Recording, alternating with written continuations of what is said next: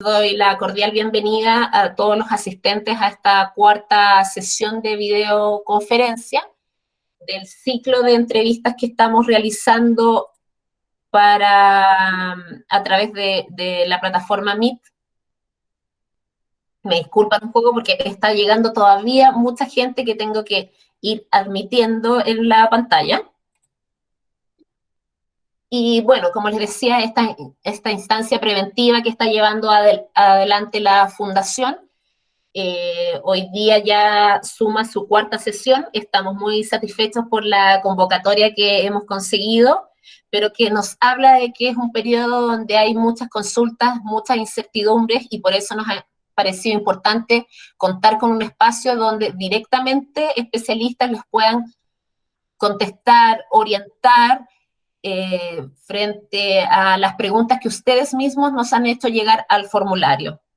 Es por eso que voy a presentar a los especialistas que nos van a acompañar hoy día, como dueño de casa, nuestro abogado subjefe nacional de Falmed, quien es además encargado de la unidad de Derecho Civil, licenciado en Ciencias Jurídicas y Sociales de la Universidad Diego Portales, y que cuenta además con un magíster en Derecho Privado de la Universidad de Chile.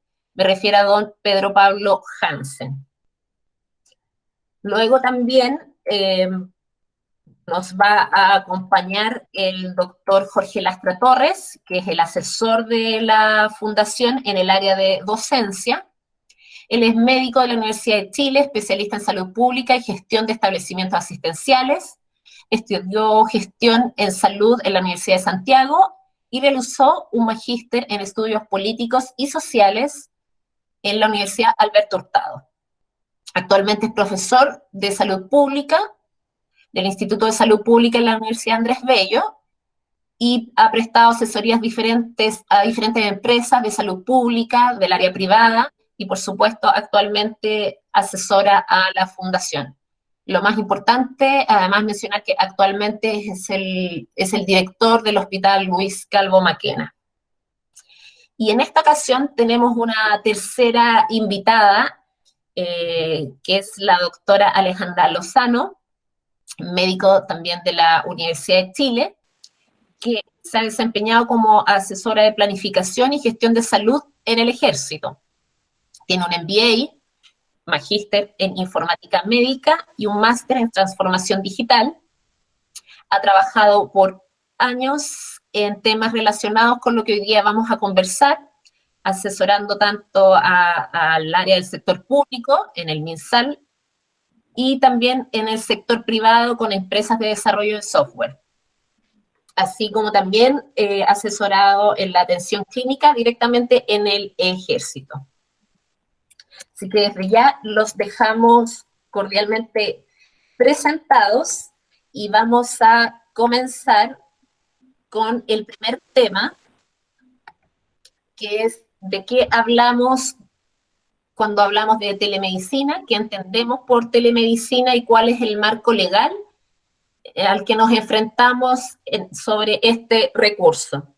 Así que primeramente le quiero dar la palabra a los doctores, a la doctora Alejandra Lozano, que entiendo que va a darnos una pequeña presentación respecto al concepto. Así que, doctora, le dejo aquí la pantalla para que por favor, pueda compartir su presentación. Hola, buenos días. Antes de contarles un poco de telemedicina, quiero agradecer la invitación a la reunión y además que hayan organizado esta reunión, porque este es un tema cardinalmente importante. Se están empezando a desarrollar un montón de iniciativas y es bueno que todos hablemos de lo mismo cuando usemos estos términos y podamos finalmente conversar y entender la misma cosa cuando hablamos y compartimos nuestras iniciativas en telemedicina.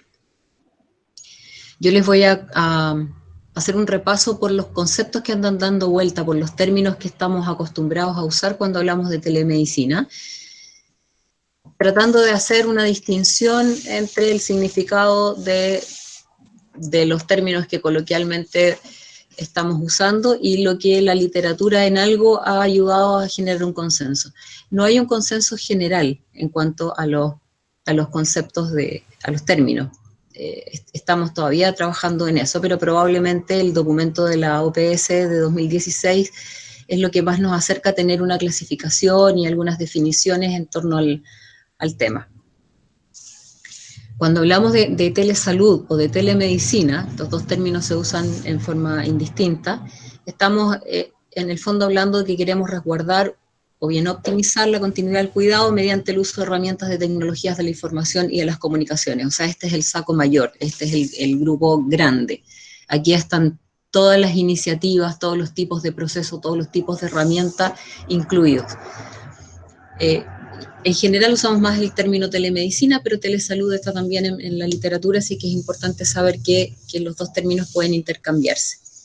Ahora, según la OPS, los tipos de servicio que conforman este universo, el de la telemedicina, son los servicios de asistencia remota, que son los que nos van a preocupar más durante esta presentación, durante esta reunión, los servicios de gestión administrativa de pacientes, la formación a distancia y la evaluación en investigación en red. Esto último es un poco más transparente para los médicos clínicos. Cuando hablamos de servicios de asistencia remota, ahí es donde tenemos que incluir la teleconsulta. La teleconsulta es el equivalente a nuestra consulta en el box. Ahora, esta teleconsulta puede basarse solamente en la comunicación con el paciente y el registro de lo que estamos diagnosticando y estamos indicando. Un ejemplo que se acomoda casi siempre a esta definición es el de telepsiquiatría. Nosotros usamos varias veces en lo coloquial esto de telecardiología, telepsiquiatría, teledermatología, pero en estricto rigor estos términos que llevan la especialidad no definen un concepto en telemedicina, sino que solamente nos dan la información de que estamos hablando de la especialidad, en este caso de psiquiatría, por ejemplo. La teleconsulta puede ser así, como lo acabo de explicar, solo la comunicación con el paciente, el registro de los datos, pero también puede usar, por ejemplo, transmisión de imágenes, con el uso, por ejemplo, de un dermatoscopio. Esto se hace con las consultas de teledermatología habitualmente. Y también puedo usar Internet de las cosas. En este minuto ya existen dispositivos que me permiten, en el momento en que yo estoy atendiendo al paciente, poder recibir información de ese paciente, el valor de presión arterial, la glicemia, que le está tomando un aparato, o incluso auscultación a distancia. Ya existen los aparatos que me permiten escuchar al paciente a pesar de estar en una teleconsulta. Escuchar la auscultación, quiero decir. Todas estas variaciones corresponden al concepto de teleconsulta. Sea que utilice estas herramientas complementarias o no, sigue siendo teleconsulta cuando yo tengo al paciente a un lado, al médico en el otro extremo, tomando decisiones respecto a su situación de salud. Cuando hablamos de telecardiología, cuando hablamos de, qué sé yo, de telereumatología, etcétera, estamos siempre hablando de teleconsulta. Y a lo más queremos precisar un poco respecto a la especialidad en que estamos trabajando. El telecuidado es otro concepto que está dentro de la telemedicina y se refiere a cumplir indicaciones de estas teleconsultas o a apoyar al paciente con algunos otros elementos como seguimiento, por ejemplo, o algunos procedimientos, como es el caso de la cirugía robótica con comando remoto. Aquí no hay un paciente sentado al frente del médico en el concepto tradicional de consulta, sino que hay otro tipo de cuidados. Y muchas veces estos cuidados los ejercen otros profesionales, además. Por ejemplo, aquí están los proyectos de telerehabilitación. Un ejemplo es Cadence, que es una ayuda para ejercicios de kinesiterapia, ayudados con una aplicación que tiene gamificación y hace la cosa como más entretenida para tener al paciente adherido al tratamiento. Seguimientos de enfermería que muchas veces se pueden usar también con Internet de las cosas, dispositivos que permitan tomarle algunos parámetros en la casa al paciente. Aquí un ejemplo es Amolsac, por ejemplo, y por supuesto la cirugía robótica o telecirugía.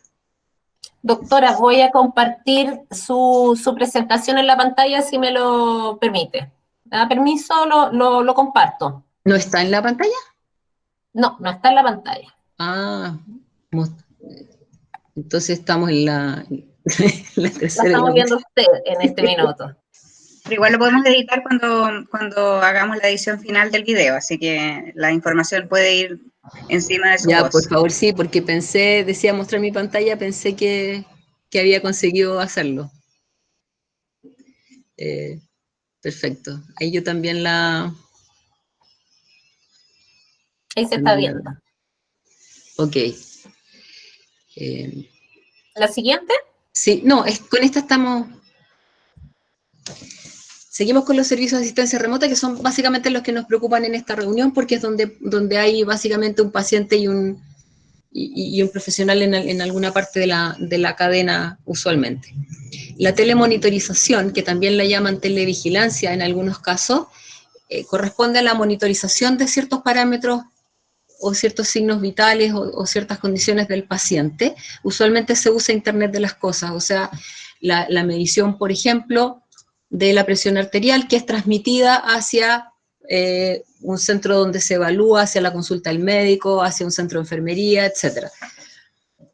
Esto ya se puede hacer con presión arterial, con saturación de oxígeno, con medición de glicemia, incluso como les adelantaba en algunos casos hasta ocultación es posible, con electrocardiografía, etcétera, y esto permite monitorizar a un paciente crónico usualmente y mantener una cierta vigilancia. Hay sistemas que permiten levantar alertas cuando los parámetros se salen de cierto rango, y eso permite tomar acciones. Aquí normalmente hay un centro que está vigilando esto, pero también esto se puede hacer desde una teleconsulta.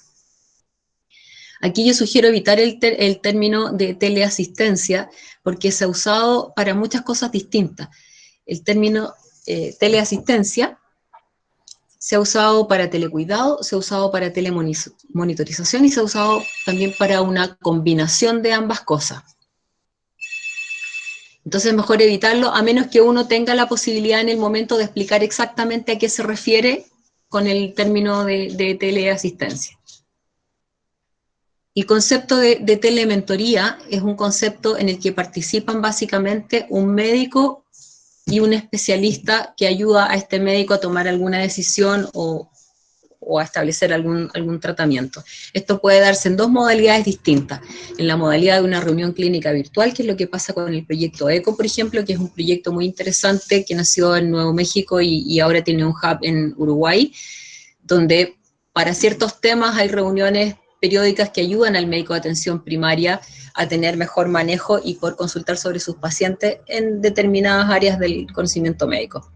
Y también está la modalidad individual, en que un médico consulta con un especialista respecto a un paciente en particular o algún problema en particular. Esto se ha llamado también en algunos lugares teleinterconsulta. La verdad es que es mejor evitar el término teleinterconsulta, porque lo de interconsulta nos refiere a un proceso más bien administrativo de la derivación del paciente. Y también está el informe remoto o teleinforme, donde aquí está, por ejemplo, la teleradiología, que permite tomar, por ejemplo, un escáner en un lugar físico y tener a un radiólogo en un lugar físico diferente haciendo el informe. Lo mismo con exámenes de histopatología, cualquier cosa que se pueda informar a distancia.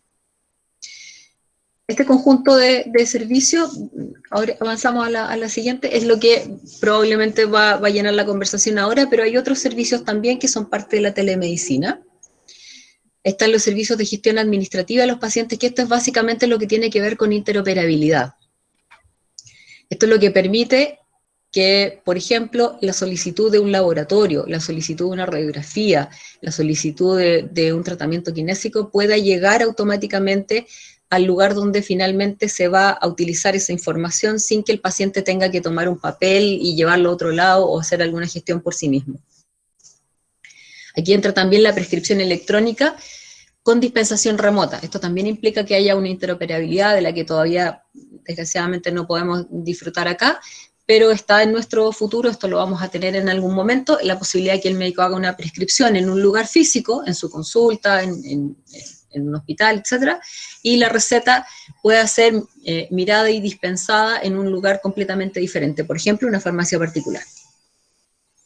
Y el cobro también de una atención, ya sea al asegurador, FONASA, ISAPRE o quien esté haciéndose cargo, o al pagador directo o el copagador en el caso del paciente. Esto es bastante transparente para los clínicos, pero es parte de la telemedicina también.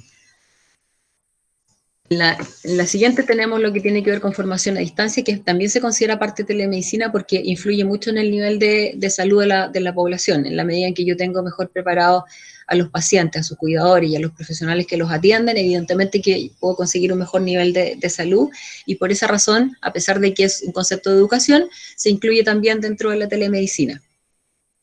Y aquí puedo incluir profesionales de la salud, pacientes y a sus cuidadores, que muchas veces quedan olvidados, pero es importante considerarlos para que la cadena del cuidado no se interrumpa en ningún minuto. Y por último, la siguiente diapositiva, tenemos lo que tiene que ver con evaluación e investigación en red, que aquí es donde básicamente entran otros actores, países, universidades, etcétera, con proyectos un poco más grandes, un poco más generales. Aquí es donde entra la inteligencia artificial, por ejemplo, a formar parte de algunos proyectos de salud, que también finalmente son proyectos de telemedicina, porque también se procesa información en alguna parte que no necesariamente es el mismo lugar físico donde el paciente está recibiendo la atención. Y esta obviamente tiene un gran futuro. Aquí es donde se va a producir el mayor desarrollo en los próximos años, probablemente, en términos de salud. Pero como les decía al principio, a nosotros, y aquí quedamos con la presentación, podemos sacarla, lo que vamos a conversar ahora tiene que ver fundamentalmente con los conceptos asociados a la asistencia remota de los pacientes. Muchas gracias, doctora, por la clarificadora presentación de los conceptos sobre los cuales hoy día vamos a conversar. ¿El doctor Jorge Lastra me escucha? Quería darle la palabra para que nos dé un marco también referencial respecto a qué entendemos por telemedicina como un recurso que apoya y que de todas maneras su uso adecuado tiene que ver también con la lex artis médica. Doctor Lastra, por favor. Muchas gracias. Muchas gracias también por la invitación. Poco más que agregar después de la clara y exhaustiva presentación de la doctora Lozano. Yo quisiera insistir como en dos ideas principales, digamos. La primera es que, justamente como se señalaba en la pregunta, es el establecimiento con claridad de que el recurso de las distintas manifestaciones de la telemedicina o la telesalud son un recurso asociado a el acto médico. Y a partir de ahí es muy importante entenderlo, que lo que nosotros podemos hacer uso de la telemedicina es un elemento de complemento al conjunto de los otros recursos de los cuales disponemos. Bajo ningún punto de vista uno debiera plantearse la resolución integral del acto médico a través de el recurso a distancia. Y digo esto porque si lo ponemos dicotómicamente como un recurso que reemplaza al acto médico, por cierto, lo que nos va a ocurrir es que vamos a prescindir de muchos otros de estos recursos, no a distancia, sino que cercanos, que restringen la calidad de lo que hacemos. Entonces, insistir en primer lugar que estamos frente a un recurso que se suma a muchos otros recursos de los cuales disponemos. Y lo segundo es que evidentemente la extensión de este recurso va a depender de la historia de la relación que tenemos. Es muy distinto plantearse el enfrentamiento a distancia con un paciente que conocemos, frente al cual estamos haciendo algunos controles, a si se trata de una primera consulta, en donde probablemente podemos profundizar muy intensamente respecto de la historia del paciente, recoger algunos antecedentes, pero que nos va a dejar carentes del aporte que significa el contacto más cercano. Y hay algunas situaciones intermedias en donde, por cierto, el recurso de la telemedicina puede sí efectivamente ser suficientemente importante, robusto para orientar decisiones respecto del quehacer médico. En ese sentido, yo quisiera insistir que este recurso, bajo estas tres características: continuidad en un proceso de cercanía crónica, 1. 2, el uso de recoger antecedentes en una primera consulta que nos va a permitir orientar decisiones posteriores, pero bajo ninguna fórmula resolver integralmente las necesidades de un contacto que, por cierto, se completa cuando estamos vis a vis, personalmente. Y tercero, un recurso que bajo ciertas circunstancias sí puede ser lo suficientemente robusto para determinar una fotografía, por ejemplo, de una lesión, más unos antecedentes agregados. Me parece que es un recurso altamente valorable. Permitir la interacción entre dos médicos, un especialista y un médico que tiene menos experiencia, pero que está situado muy a distancia, es alguien que puede permitir una interacción ahí de alto valor para los pacientes que están a distancia, que no pueden acceder. De cualquier manera, a mí me parece que lo fundamental en esta materia es no perder la perspectiva de que este recurso, bajo las condiciones que nos ha planteado la doctora y los aspectos que hemos señalado sucintamente acá, no forma parte de una estructura distinta de lo que debiera ser la Lex Artis. Y por esa razón, lo importante aquí es que el uso y la racionalidad del uso que le demos a este recurso no puede nunca estar en manos distintas que las nuestras, vale decir, que el cuerpo médico. Somos nosotros quienes tenemos la responsabilidad, de establecer cuáles son las potencialidades, cuáles son las fortalezas, cuáles son los protocolos bajo los cuales debemos actuar, de tal manera que en un ambiente de debate litigando médico-legalmente, la Lex Artis se establezca sobre la base de lo que nosotros hemos acumulado como información, como orientación y como potencialidades de uso.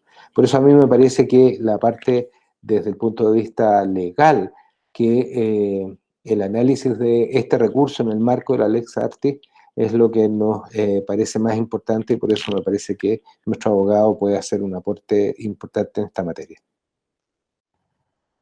Pedro Pablo, está abierta la consulta. El marco legal, las condiciones en las que estamos en Chile respecto a esta herramienta que es la telemedicina. ¿Existe alguna norma o más bien estamos con una ausencia de normas? Hola, buenos días, muchas gracias por la invitación también. Y un poco quiero recoger algunos conceptos que ya se han dicho, que los expositores lo han señalado, para entrar de lleno a señalar si existe alguna normativa que nos permita señalar que la telemedicina en estricto rigor está o no normada.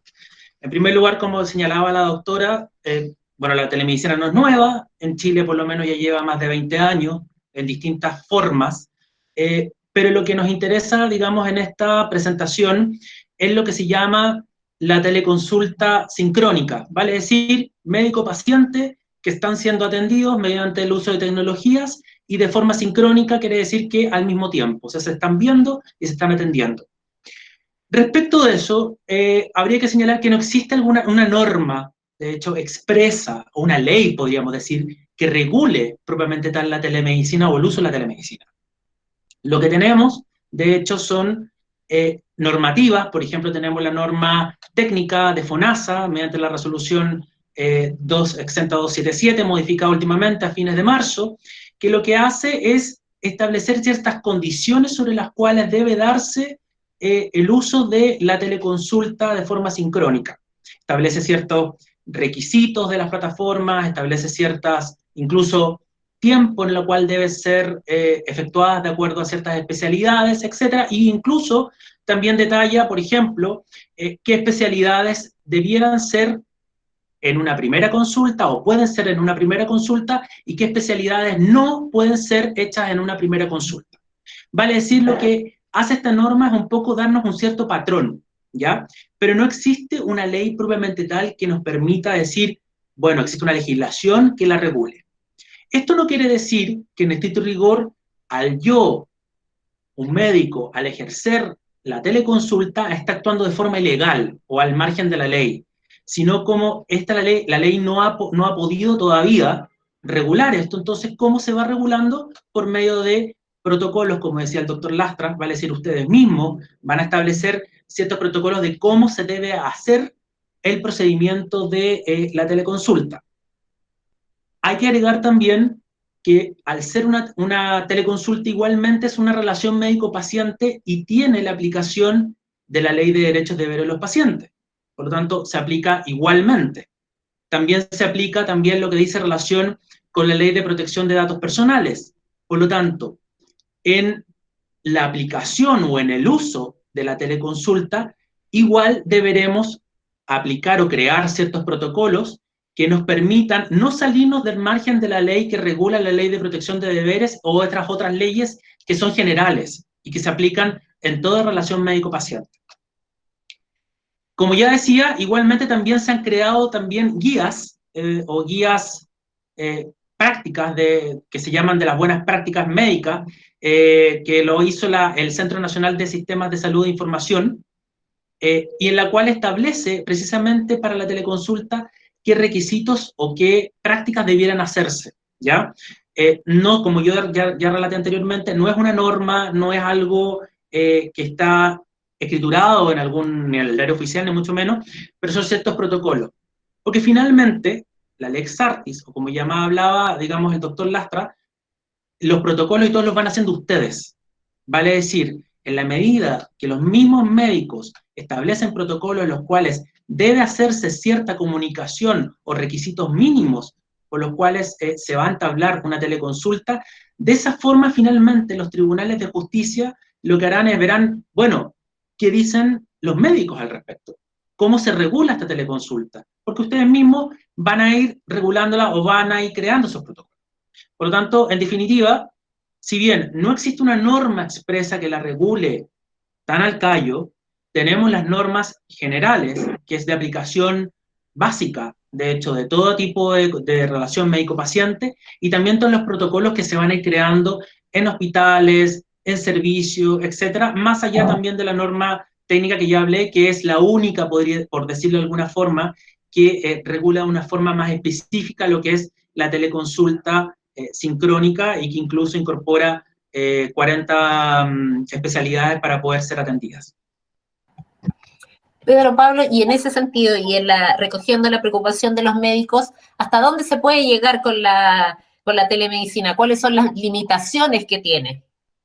Bueno, lo que pasa es que finalmente, como dijo el doctor Lastra, la teleconsulta es un apoyo, ¿ya? La teleconsulta es un apoyo a la consulta propiamente tal que a lo mejor no se está dando de forma presencial y que en este momento se estaría dando de forma a distancia. Por lo tanto, al ser un apoyo es un complemento, ¿ya? Es un complemento de la atención médica propiamente tal como la atendemos habitualmente. Y en ese contexto, yo lo que señalaría es que más que una limitación, sino que es esta herramienta, como es tal, debe ser aplicada de acuerdo a la Lex Artis, o sea, debe ser aplicada como lo haría cualquier médico en igual tiempo, en igual condición. O sea, yo no veo, por ejemplo, que en estricto rigor esto lo vayamos a extrapolar a ser usado, por ejemplo, en una atención por teléfono, que ni siquiera veamos al paciente, no sé. Estoy pensando que hay ciertos límites en los cuales uno debe actuar y esos son los que uno se tiene que manejar, pero esos protocolos mismos los tienen que ir dando ustedes también. ¿Ya? Quiero hacer un comentario para complementar esta información, y es que hay que distinguir que estamos en este momento hablando de una situación, de un contexto muy particular que nos permite algunas licencias por el bien del paciente, porque finalmente ese es el objetivo mayor en todo esto, pero que esto hay que ajustarlo rápidamente después al mundo normal. Y esas pequeñas licencias que pudiéramos darnos en este minuto, o que pudiéramos considerar que no son limitaciones obligatorias, vamos a tener que repensarlas a muy poco andar, y esos protocolos, que efectivamente son evolutivos, eso yo lo entiendo, son dinámicos, van a tener que ajustar estas nuevas condiciones, porque en este momento nos estamos permitiendo algunas cosas que normalmente no deberíamos permitirnos en el uso de estas herramientas. Eso es súper importante lo que dice la doctora, porque en estricto rigor ya, de hecho, la guía de buenas prácticas, recomendaciones de la SENS, lo que señala es justamente eso, dice, estamos viviendo un momento crítico o un momento muy especial por una pandemia, y en el cual a lo mejor ciertas exigencias que se le podría dar a la telemedicina sin esta pandemia o sin la ocurrencia de esta pandemia, se hacen un poquito más laxas. Pero eso no significa que ello se vaya a mantener el tiempo y no debiera mantenerse en el tiempo.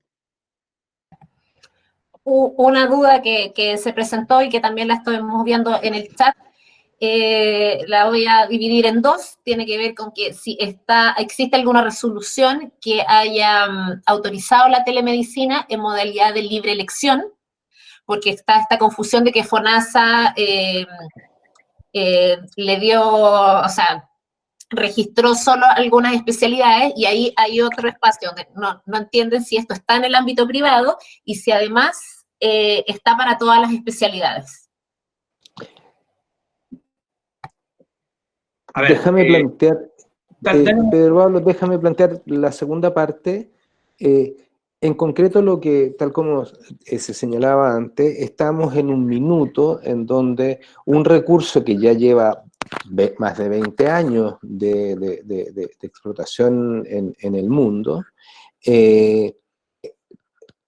en este minuto, dada la contingencia, está teniendo un uso un poco más extensivo. Y en ese proceso de ir extendiéndose, evidentemente se van planteando primero algunas especialidades que de suyo parecen más razonables, que así lo han planteado los propios equipos de especialistas, y que por lo tanto está abierto al espacio de ir construyendo mayores posibilidades, pero de nuevo yo quisiera insistir en que esa es una materia que hay que ir construyéndola en conjunto, ¿no? Si nos parece que hay un espacio de posibilidades en esa materia, lo que deberíamos hacer como especialistas es ir planteando las posibilidades de uso que a juicio de la especialidad nos parezca. Entonces yo revertiría más bien, creo que la explicación por qué hay unas y otras no, es porque en algún minuto se ha planteado como posibilidad estas, y no se ha visto esas mismas potencialidades en otras, y por lo tanto es un camino por hacer. Y la invitación es a tomar ese camino y empezar a llenarlo de posibilidades. Sí, complementando o tratando de responder a tu pregunta, Mariela, y complementando con lo que dice el doctor, de hecho, la resolución exenta de FONASA, la primera consulta que establece, o sea, el primer tipo de consulta, de hecho, dice consulta médica electiva, o sea, eso es general, o sea, es consulta de un médico general, igual la podría hacer con aplicación de la telemedicina, y no olvidemos que, de hecho, el uso de la telemedicina cuando se instala o cuando se crea, precisamente tiene como motivo apoyar a aquellos médicos que no son especialistas con vincularlos con otros especialistas. Entonces, ya de hecho hay una vinculación desde ya con tratar de ampliar o usarlo como un mecanismo justamente para que el médico general pueda acceder, de hecho, a una opinión, en este caso, de otro especialista. Y sí estaría contemplada. Ahora, en cuanto a lo otro, no existe una resolución propiamente tal, o sea, yo sé que las ISAPRES también lo están usando, están valorizando también las atenciones por telemedicina, y en los hospitales, de hecho, por autoridad, se utiliza como instrumento. No existe una resolución propiamente tal que lo establezca, más allá de la resolución que mencioné antes, que es la resolución propiamente tal de FONASA, la cual muchos otros sistemas se están colgando, por decirlo de alguna forma, en cuanto no tanto a los códigos, sino que en cuanto a los parámetros en los cuales qué puedo hacer, qué no puedo hacer o cuáles son las exigencias. Pedro Pablo, quiero, antes de que se nos vaya la idea, hiciste la mención respecto a que este es un apoyo también para el médico general, y justamente recibimos una consulta que tenía que ver cuál era la responsabilidad legal que asume el médico que tiene más bien un rol de apoyo a este médico general, que es como un interconsultor remoto. Ya, bueno, en ese sentido, yo diría que esa es la misma responsabilidad que podría tener cualquier interconsultor en una responsabilidad que no se dé en un contexto incluso en telemedicina, ¿vale? Es decir, Hablemos de los radiólogos, por ejemplo. Hacen una evaluación de una imagen, no ven al paciente y emiten un informe. Entonces, es básicamente lo mismo. Cada uno, en estricto rigor, será responsable de la atención, o sea, vale decir, de lo que esté evaluando y será analizado finalmente por el tribunal respecto de lo que vio o lo que dejó de ver, por así decirlo, con los antecedentes que tenía. Claramente, igual hay que dejar un registro de ello, ¿ya? Tanto el médico que solicita la interconsulta, como también el médico interconsultor, de la opinión que le da y todo.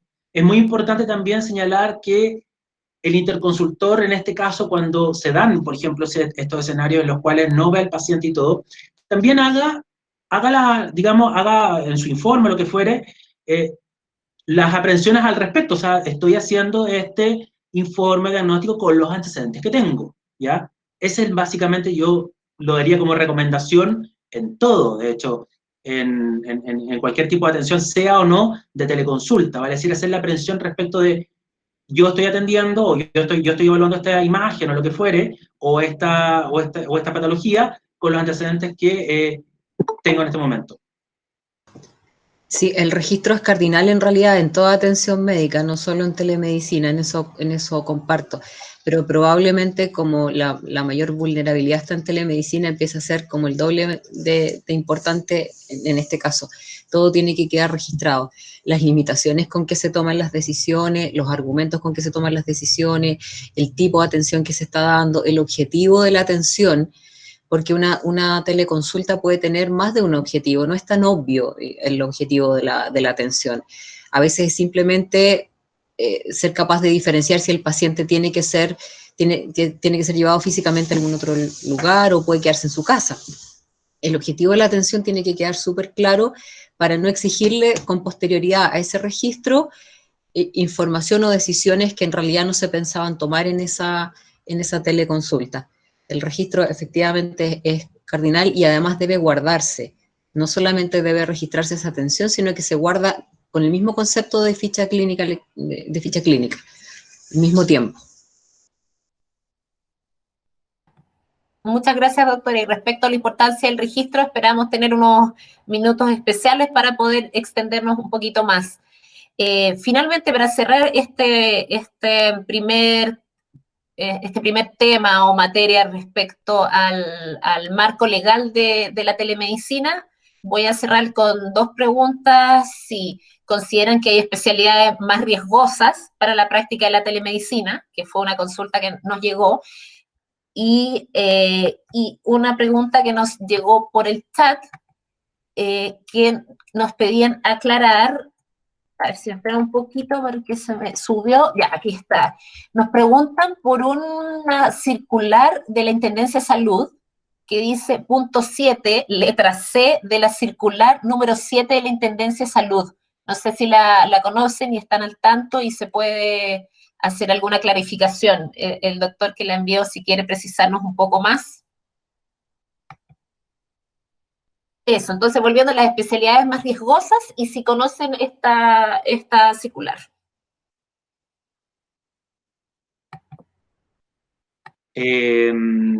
Respecto, digamos, de la especialidad, creo que los doctores podrían señalar respecto a eso, pero como ya se señaló, de hecho, el doctor Lastra, esto es un complemento en la atención, o sea, no hay que casarse tampoco con el tema del uso de la telemedicina. Quizás, si a lo mejor uno pensase, claro, a lo mejor uno podría pensar que podría ser más riesgoso a lo mejor la teleconsulta con una atención pediátrica, por ejemplo, pero todo va a depender finalmente de cómo yo utilizo esta herramienta, más allá de la especialidad en la cual se esté utilizando.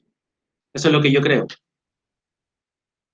Lo de la circular, la verdad es que desconozco de cuál circular se está hablando, o si se refiere a la resolución de FONASA, que también tiene un punto 7C, pero no sé cuál está hablando. No, yo creo que es la circular número 7 que regula aspectos de telemedicina, que efectivamente es de la Superintendencia de Salud, pero yo no entendí la pregunta en relación con ese documento.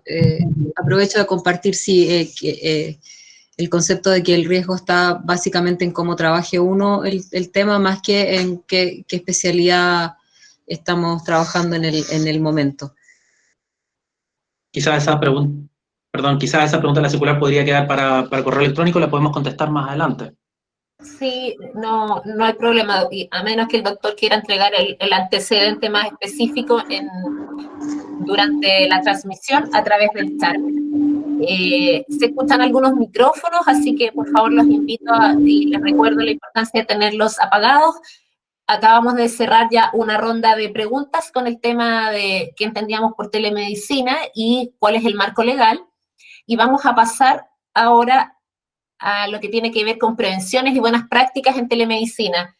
Hay varias consultas que han llegado a través del chat, pero de todas maneras la gran mayoría, les diría, se van a tocar oportunamente porque vienen dentro de los temas que hemos conversado como principales con los especialistas.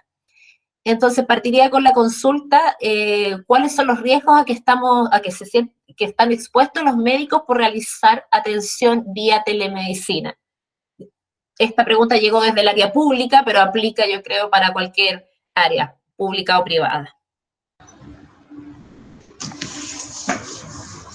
Yo volvería sobre lo que dijo Pedro Pablo hace un rato. Depende de lo que yo haga con la información que tengo y de cómo justifique las indicaciones que estoy determinando a partir de la conclusión diagnóstica a la que estoy llegando. Más que de un riesgo transversal, el riesgo está en que yo pudiera no ser completamente respetuoso de la lex artis, o pudiera saltarme algún elemento importante, o pudiera no darle importancia a algún elemento del proceso diagnóstico, por ejemplo.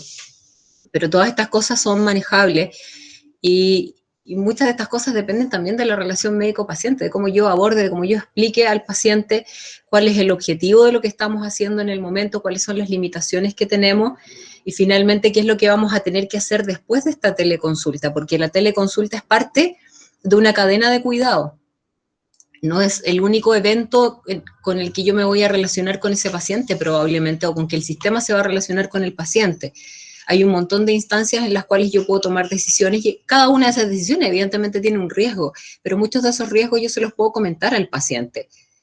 Yo le puedo decir al paciente durante una teleconsulta, mire, yo en este momento no puedo examinar, qué sé yo, cómo está tal órgano, entonces voy a tener que solicitar un examen o voy a tener que esperar a la siguiente consulta, o voy a tomar una decisión en relación con esa carencia de información que tengo. Si yo se lo comunico al paciente y el paciente queda claro de que yo no tuve todos los elementos, o de que va a haber una segunda instancia, o de que vamos a resolver algo de una forma que no es óptima, el paciente entiende, es mi experiencia.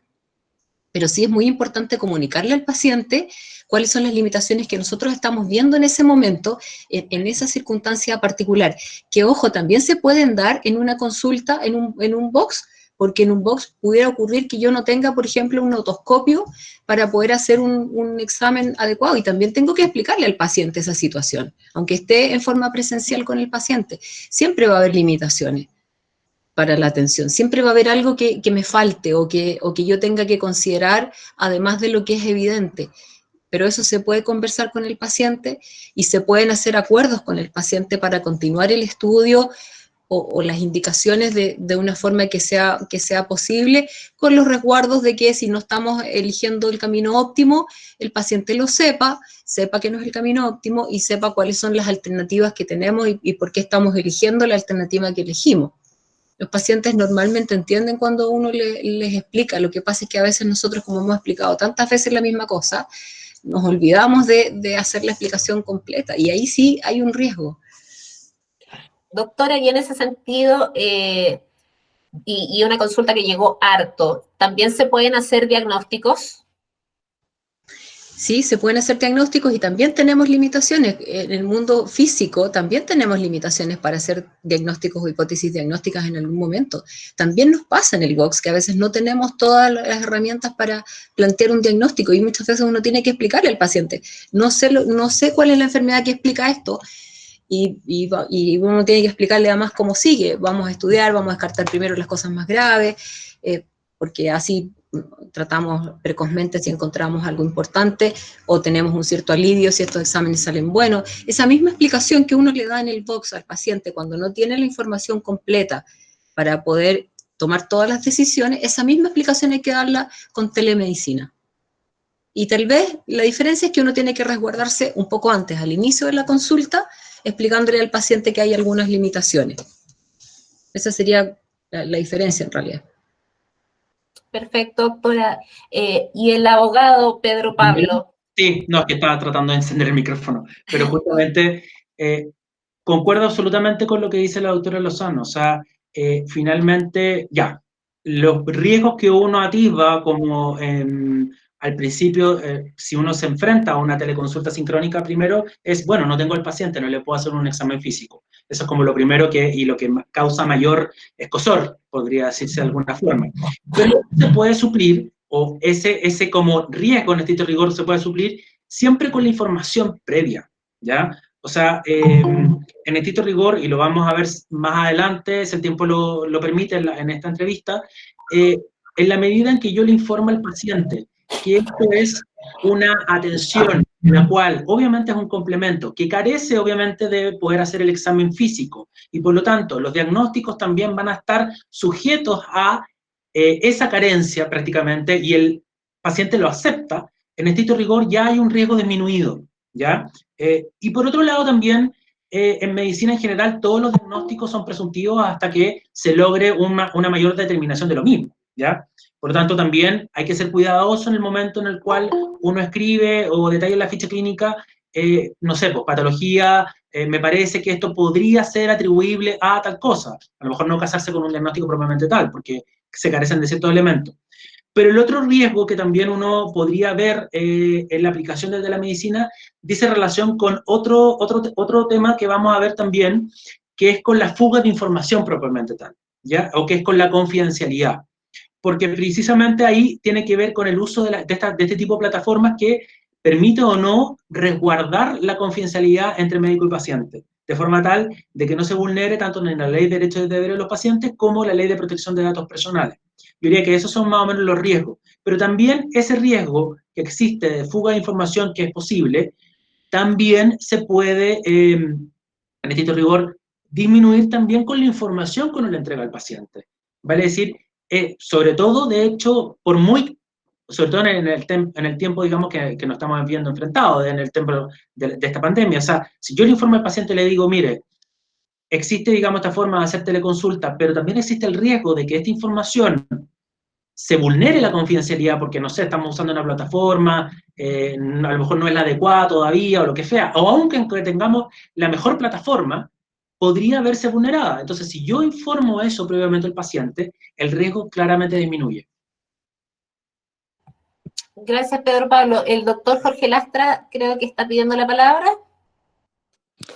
Sí, yo, asumiendo que parte de los temores que se generan en el uso de este recurso, yo supongo que, claro, ambos, Pedro Pablo y Alejandra, han insistido en algo que yo comparto plenamente, que tiene que ver con que la lógica fundamental aquí, así como en cualquier otro acto relacionado con la relación médico-paciente, está en ese nicho, ¿no? En el nicho de la relación entre el médico y el paciente.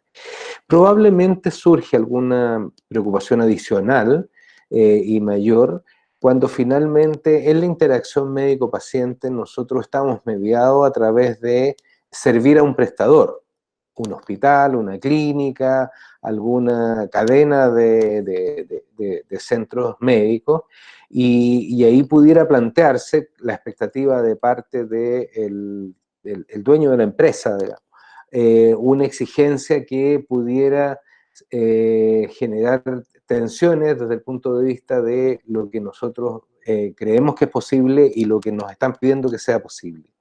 Yo creo que en ese sentido es la única área donde podemos perder las plenas posibilidades de actuar de acuerdo a lo que nos parezca. Y en ese sentido a mí me parece que, de nuevo, la existencia de protocolos, la relación médico-paciente, la conversación con los pacientes respecto de las limitaciones que tiene lo que estamos haciendo, y por cierto el establecimiento de límites en la relación con nuestros empleadores a propósito de lo que consideramos correcto e incorrecto, es fundamental. Yo creo que es la única área en donde aparece un tema en donde no somos completamente dueños de lo que consideramos razonable, útil, adecuado, ético, de realizar. Y en ese contexto, entonces, de nuevo, las dos herramientas fundamentales son establecer el marco de acuerdos con nuestros pacientes, con claridad de cuáles son los límites que tiene lo que nosotros estamos realizando en este y en cualquier otro tipo de procedimientos o recursos, y por supuesto también ser muy claro en relación a nuestros empleadores y empleadoras que respecto de lo que nos parece correcto y no correcto, y hacerlo en la discusión con ellos. Gracias, doctor Lastra. Para ir cerrando el segundo tema, porque tenemos varios otros todavía pendientes, preguntarle a Pedro Pablo, nuestro abogado, ¿cómo son los ojos de los tribunales de justicia respecto a qué tan válido es ocupar la telemedicina, y cierta preocupación de, no sé si llamarle como un atenuante o qué, si las cosas salen mal, porque pueden salir mal? Sí, me estás haciendo una pregunta para que sea un poco pitonizo, pero no puedo ser tan adivino en eso. Pero sí, los tribunales de justicia analizan todo este tipo de casos de acuerdo a la Lex Artis, y la Lex Artis, en estricto rigor, es modificable o es atendible de acuerdo a tiempo, lugar y condición. Entonces, los tribunales debieran, en estricto rigor, evaluar el caso en atención a las condiciones en las cuales estaban. ¿Vale? Es decir, no es lo mismo evaluar un caso en el cual, por ejemplo, estamos usando el uso de teleconsulta sincrónica en un tiempo de pandemia, por ejemplo, y en la cual estamos haciendo las precauciones al respecto o utilizando los medios que tenemos, a cómo, por ejemplo, podríamos utilizarlo cuando no tenemos esta contingencia. Entonces yo creo que ahí, obviamente, el tribunal debiera ponderar todas estas circunstancias para poder emitir una sentencia probablemente tal, ¿ya? Pero básicamente, al ser la Lex Artis dinámica y atingente, digamos, al tiempo, lugar y condición que se da, debiera tenerse en consideración. Muchas gracias, Pedro Pablo. Quiero pasar de inmediato al otro tema que ya salió un poco durante esta video.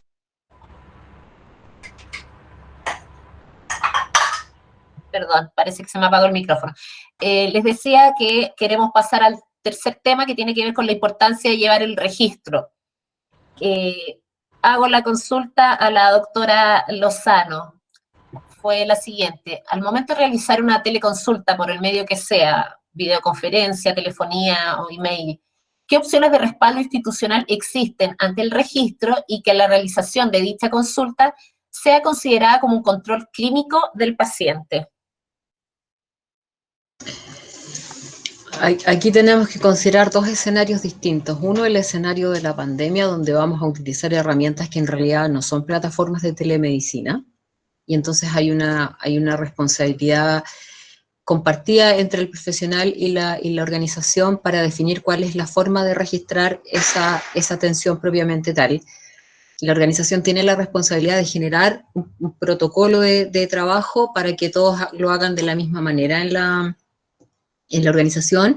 El profesional tiene la responsabilidad de cumplir este protocolo y hacer todos los registros que sean necesarios, y además ponerlos a disposición de la ficha clínica normal del paciente, sobre todo cuando las atenciones se han hecho fuera del recinto de atención de salud, o sea, cuando se han hecho, por ejemplo, cuando el médico atendió desde su casa. Si el médico atendió desde su casa, no trabajó con una plataforma de telemedicina propiamente tal, ese registro físico que hizo va a tener que ponerlo a disposición de la organización para la cual trabaja, o llevarlo a la ficha clínica de su consulta en el caso de que no sea parte de un hospital, por ejemplo, no esté atendiendo bajo los protocolos de una organización. El registro es obligatorio, hay que hacerlo, y no solo hay que hacerlo, sino que además después hay que adjuntarlo de alguna forma a la ficha clínica del paciente. La ficha clínica debe ser única, o sea, todos estos registros que se puedan haber generado de una forma excepcional tienen que ser adjuntados a la ficha clínica con toda la información que permita conocer el momento en que se generó esa información y con toda la información que se generó y que se registró en ese momento, y eso se guarda por el mismo tiempo que se guarda la ficha clínica. Ahora, esto es una situación de excepción, esto normalmente no debería hacerse y solo vamos a tener esta laxitud durante el periodo de la pandemia, pero cuando hagamos telemedicina, una vez superada la pandemia, tenemos que trabajar con una plataforma de telemedicina y por lo tanto el registro clínico tiene que hacerse en el momento de la atención a través de la plataforma sin la posibilidad de modificación posterior. Esta es una de las grandes diferencias entre plantearse el trabajo de telemedicina en esta situación excepcional, donde vamos a utilizar herramientas que no son de telemedicina, y lo que debería ser en términos de lo que hacemos y registramos como telemedicina.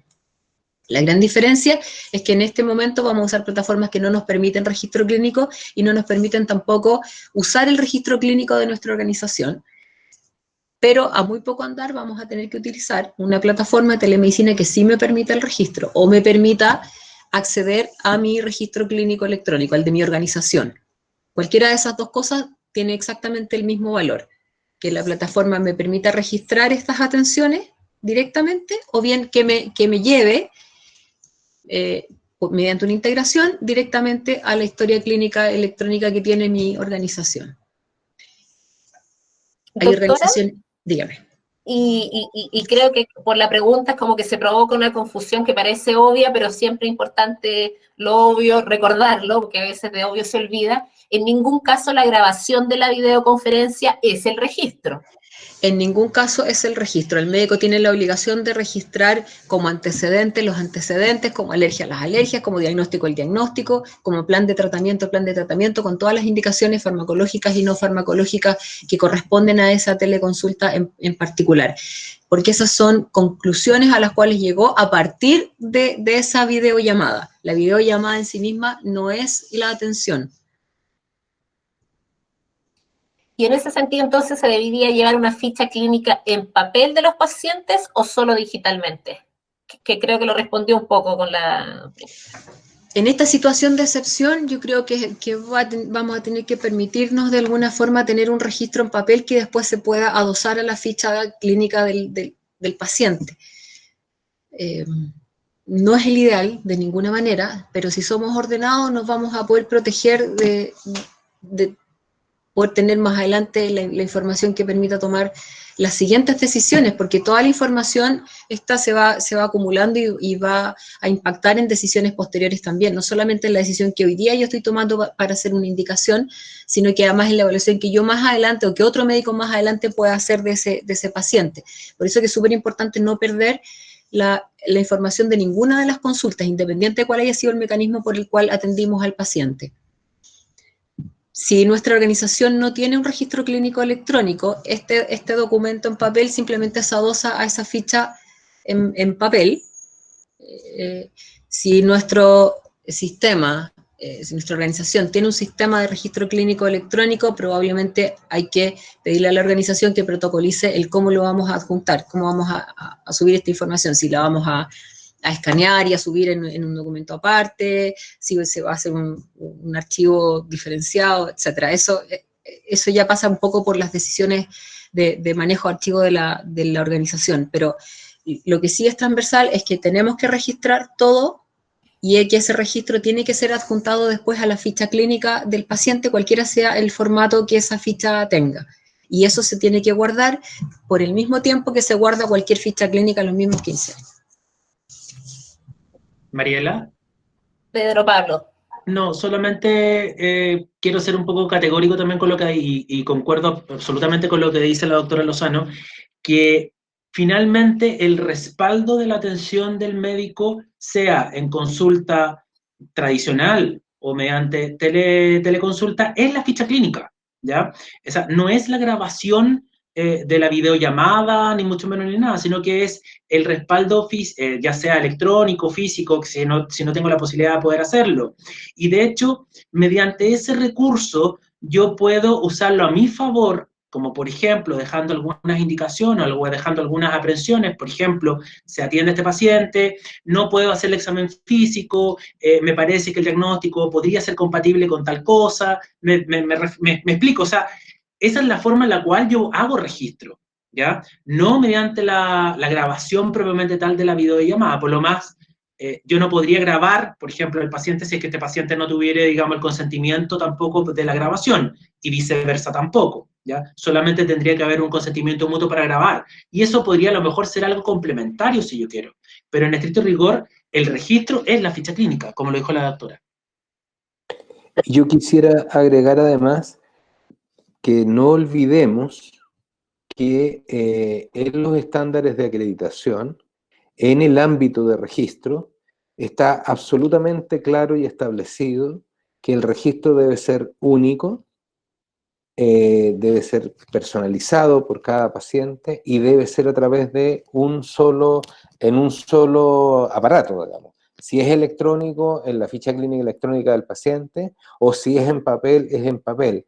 Y dado esa exigencia que el régimen de acreditación nos plantea, es fundamental que, tal como se ha señalado aquí, como la consulta individual, personalizada, o la consulta a distancia, la teleconsulta, ambas deben quedar establecidas, registradas en el documento, que es el documento que la institución reconoce como el tipo de documento único en el cual se registra todo lo que se hace con cada uno de los pacientes. Consentimiento informado, el registro de la teleconsulta, los exámenes físicos, etc. Perfecto, y en ese sentido voy a tratar de ver si recojo bien esta consulta que nos llegó, que es si se puede agendar formalmente los pacientes atendidos a través de la teleasistencia y contabilizarlo en nuestra estadística y nuestros rendimientos. La doctora Lozano nos puede aportar. Sí, estas atenciones tienen que tratarse con todo el rigor con que trataríamos una atención presencial. Tiene que quedar traza de la forma en cómo se agendó, tienen que agendarse efectivamente, tiene que haber registro. Lo mismo que hemos conversado hasta hace un rato. Estas son atenciones reales, no son decisiones de pasillo, son atenciones al paciente y como tal tienen que agendarse, tienen que valorarse, tienen que registrarse, tienen que pagarse independiente de cuál sea el asegurador. Son consultas médicas, con todo el sentido que tiene una consulta médica. Tienen algunas limitaciones, pero todas las consultas médicas en algún minuto pueden llegar a tener alguna limitación por la falta de un equipo, por la falta de memoria del paciente, por lo que sea. Siempre uno está expuesto a tener alguna pequeña limitación para tomar las decisiones, pero estas son consultas médicas, con todas las de la ley. Y así tienen que manejarse, y así tienen que informarse y gestionarse en general. Perfecto, doctora. Con esto cerramos el tercer bloque y pasamos a algo que también está entrando por el chat, que tiene que ver con los requerimientos técnicos de las plataformas, los resguardos que se debe tener. Y parto con usted también, doctora. Requerimientos técnicos necesarios para poder atender a través de telemedicina.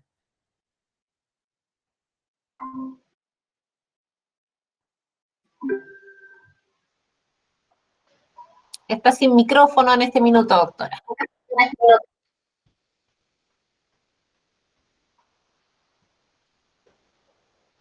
Doctora, está sin micrófono. No se lo puedo yo desde acá. Ahí sí.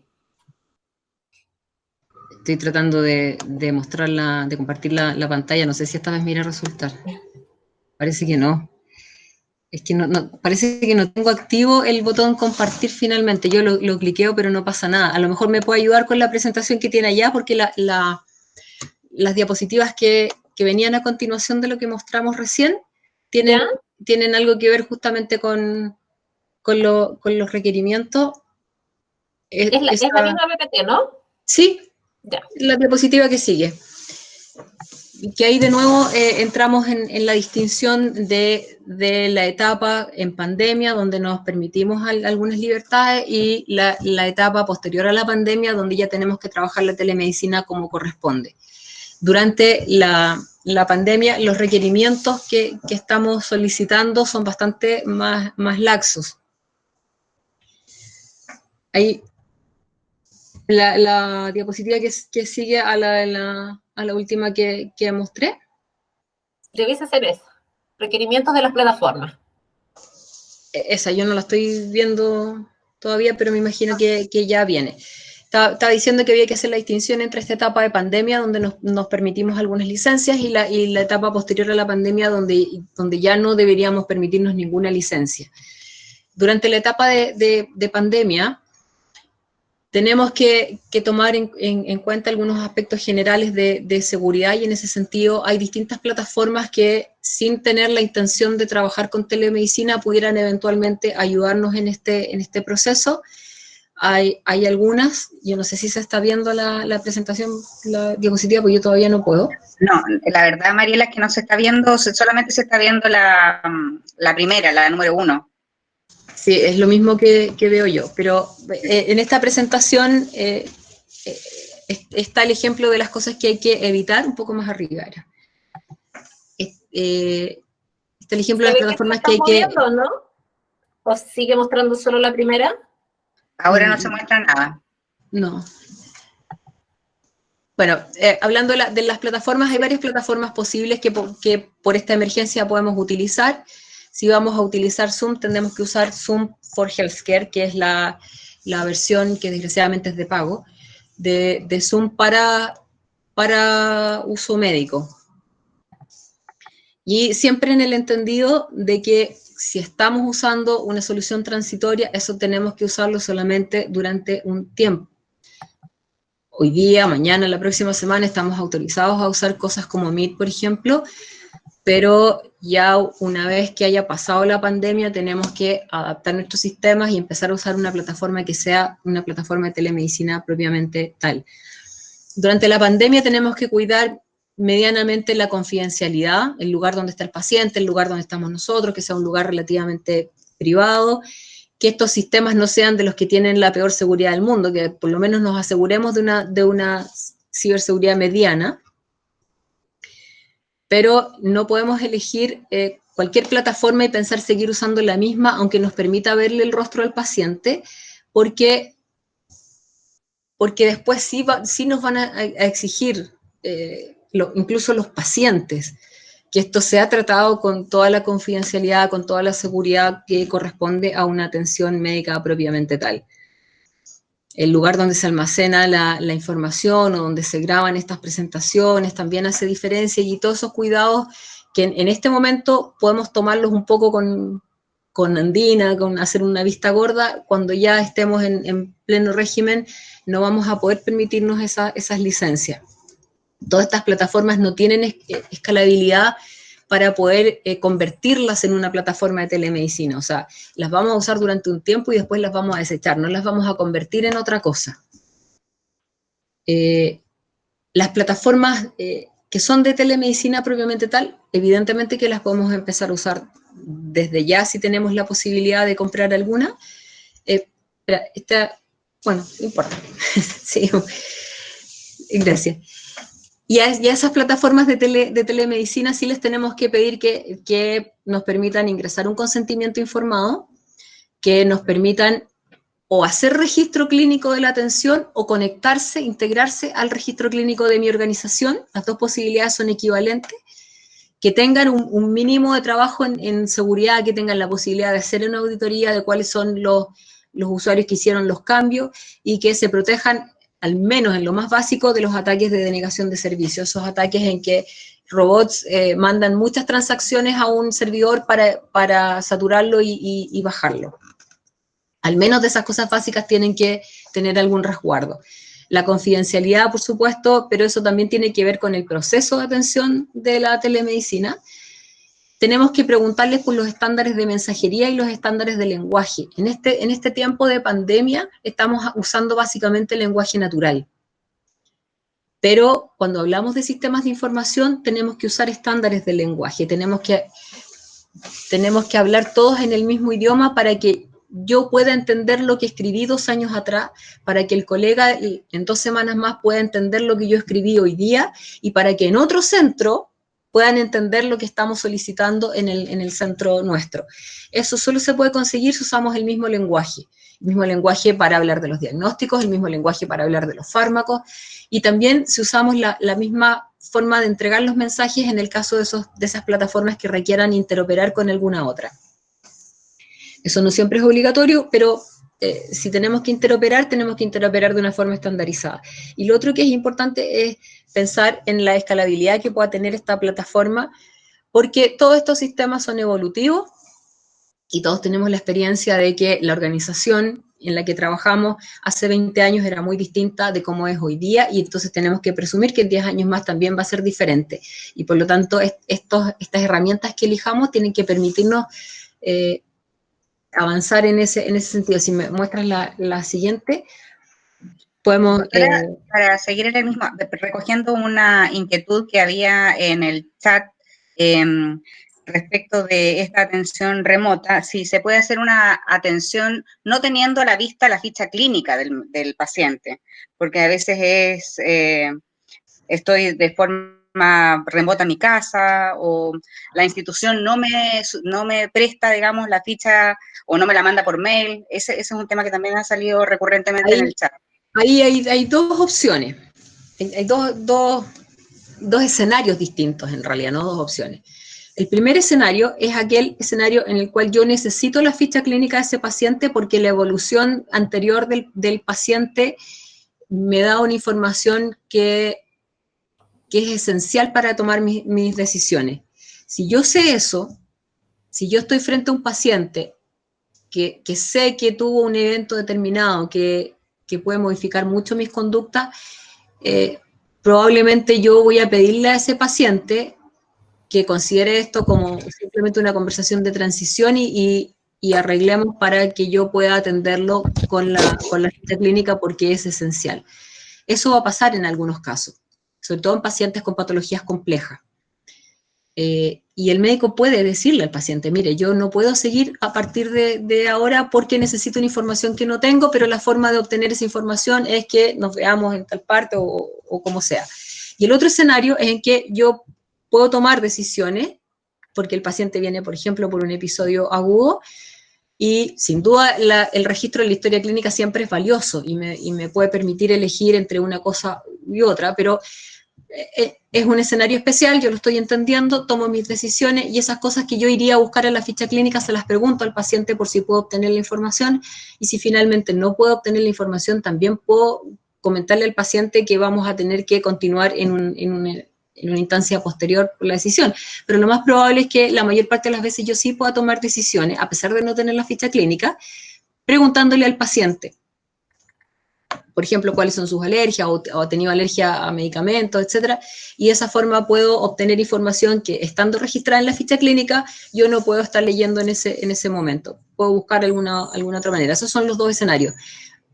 Un paciente muy complejo en donde la ficha clínica es absolutamente necesaria, es mejor abstenerse de la atención o simplemente usar esa teleconsulta para definir cómo seguimos con el paciente, y el escenario en el cual yo sí puedo tomar decisiones pidiéndole al paciente que me dé la información que estaba en la ficha clínica o advirtiéndole que es una decisión transitoria hasta completar la información.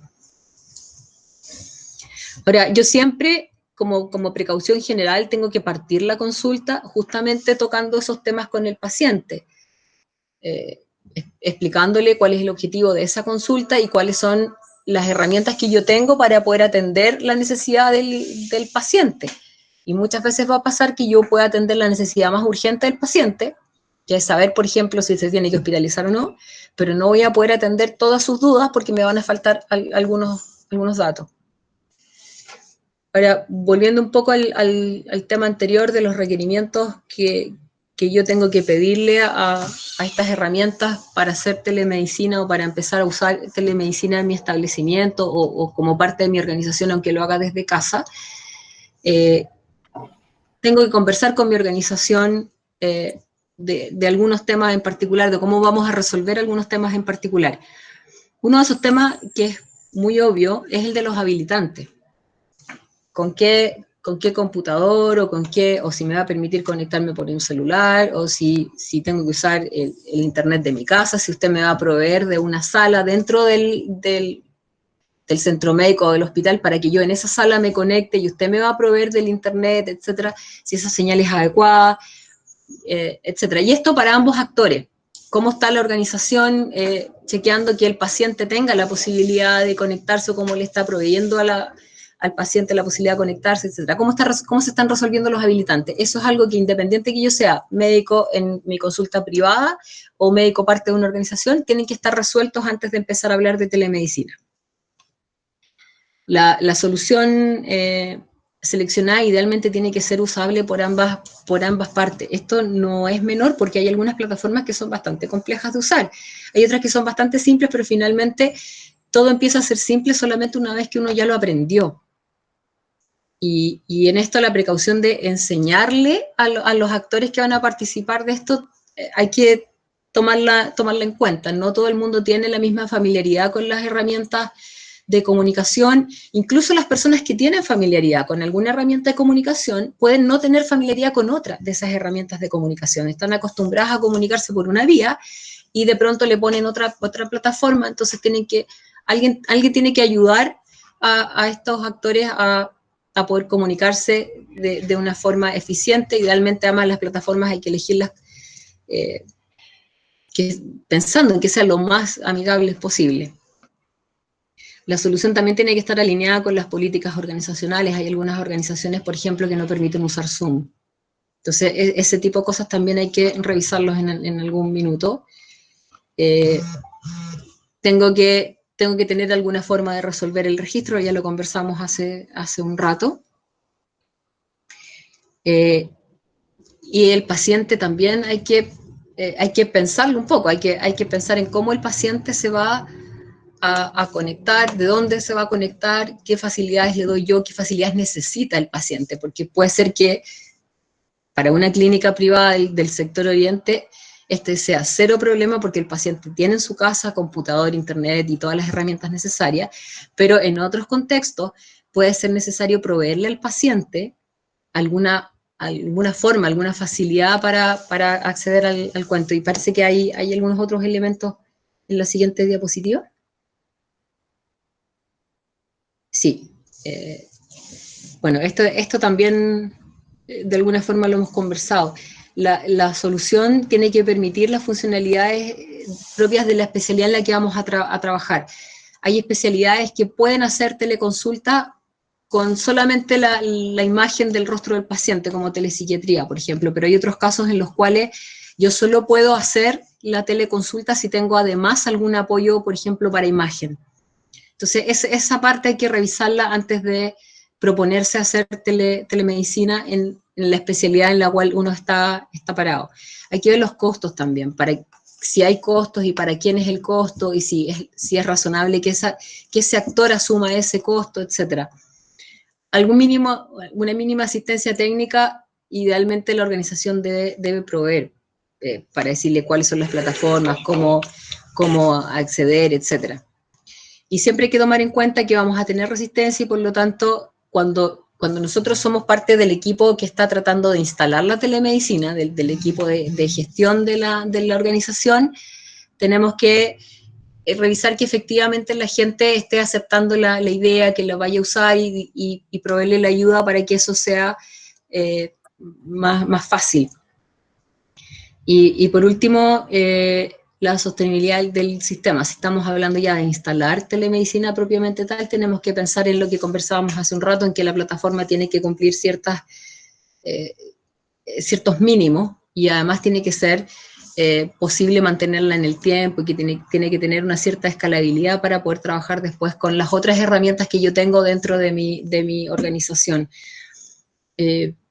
Ahora, lo que tiene que ver con la cantidad de hardware, por ejemplo, para almacenar la información y todo eso, ya son datos más técnicos que precisamente esta parte de la asistencia técnica o del equipo que va a instalar telemedicina tendría que considerar. Eso ya sale un poco del ámbito del médico clínico que está tratando de hacer telemedicina en una situación de contingencia absolutamente excepcional.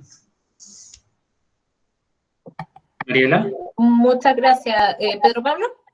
No, solamente agregar que lo que hablábamos al principio de esta entrevista, cuáles eran los riesgos que existen, de hecho, en este tipo de teleconsulta sincrónica, es precisamente lo que hablábamos ahora, lo que ha dicho la doctora, el tema de qué tipo de plataforma o cuáles son los resguardos que debo tener justamente para no tener una fuga de información, por decirlo así, o para violentar lo que se llama la confidencialidad. Debemos ser categóricos en que en este tipo de consulta, aunque sea la teleconsulta, le es aplicable la ley de derechos de deber de los pacientes y le es aplicable la ley de protección de datos personales. Entonces, y esas leyes lo que hacen es regular precisamente la confidencialidad de la información que se da médico-paciente y los datos que dicen relación con de salud o lo que fuere del paciente que está siendo atendido.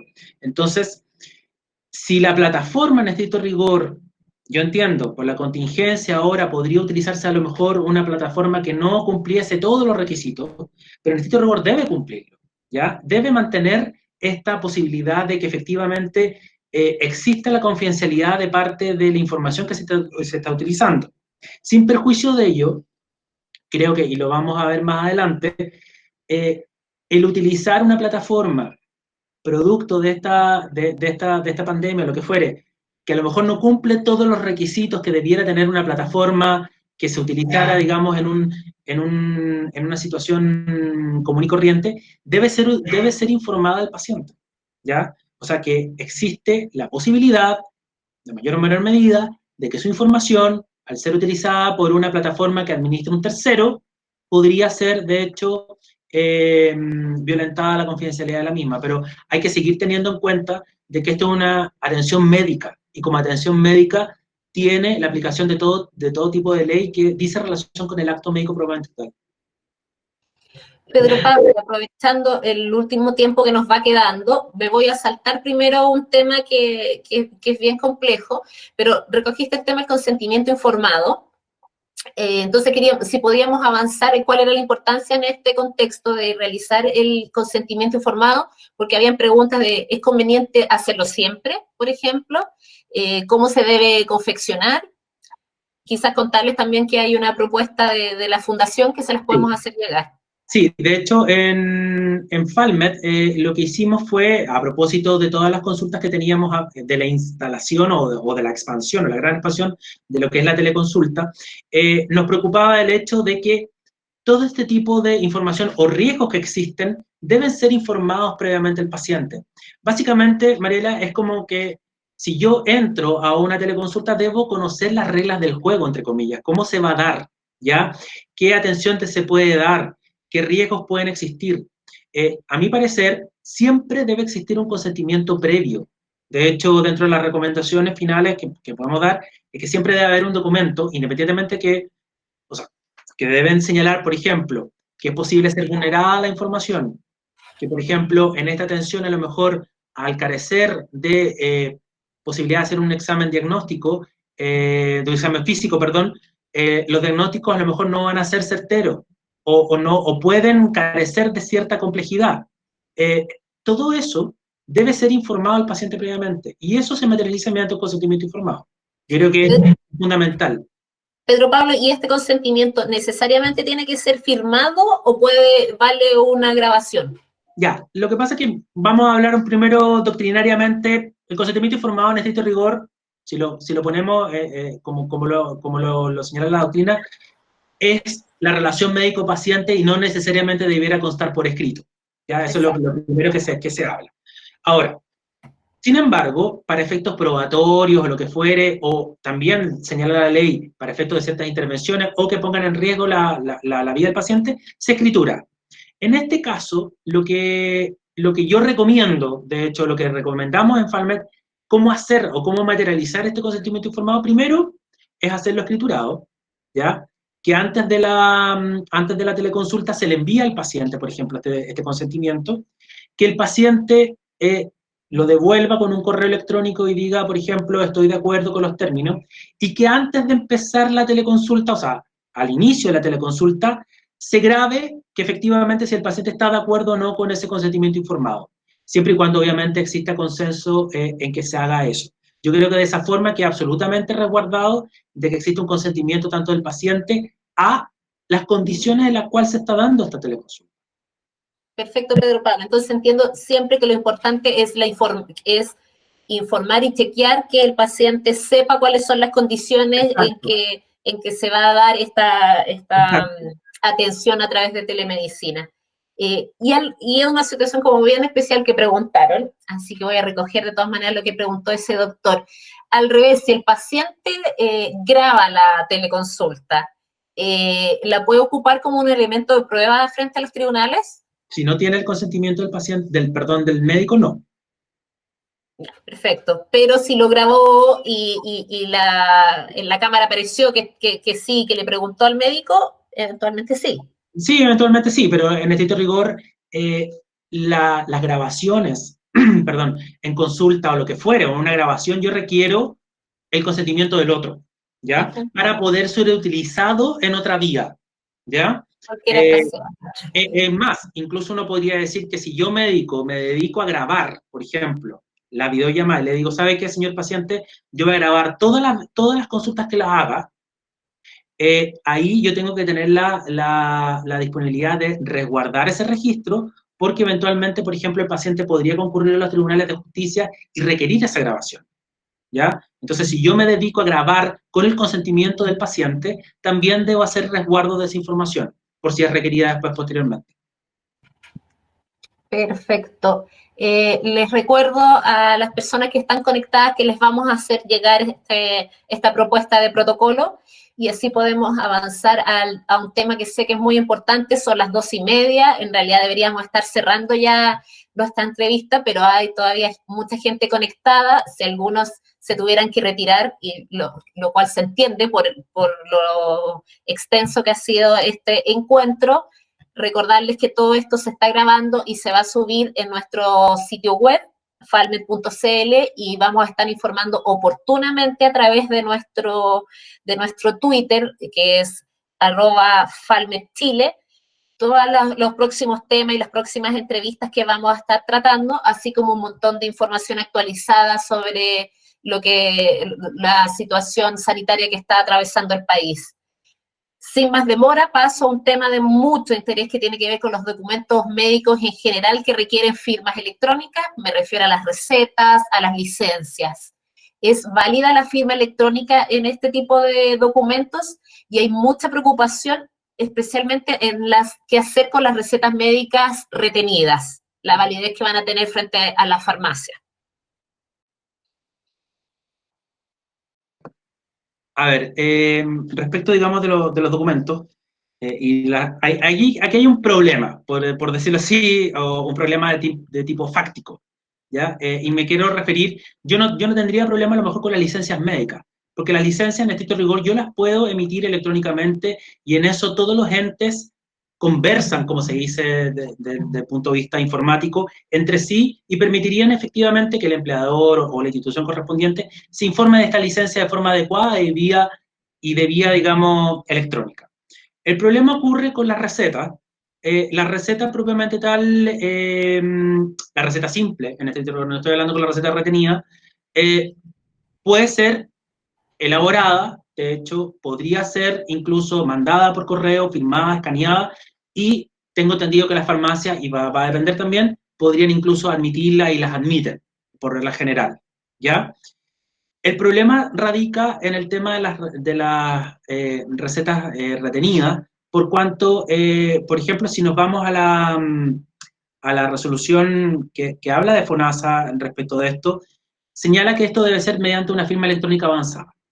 Ya, primero eso ya es hay una cortapisa, o sea, tener una firma electrónica avanzada supone hacer la contratación de este servicio, que lo que me permite a mí es dar cuenta de que soy yo efectivamente el que está emitiendo ese documento, que es un documento de carácter sensible, etcétera, y que permitiría dar fe o dar cuenta de eso. El problema radica en que para que una firma electrónica avanzada tenga validez o dé fe o dé cuenta del valor que efectivamente uno le está dando, que es la persona que le está emitiendo, debe ser enviada por un medio electrónico también, ¿ya? Y debe ser enviada por un medio electrónico seguro. Por lo tanto, no veo una forma en la cual el paciente, por ejemplo, reciba electrónicamente esa receta, la imprima y la lleve a la farmacia propiamente tal.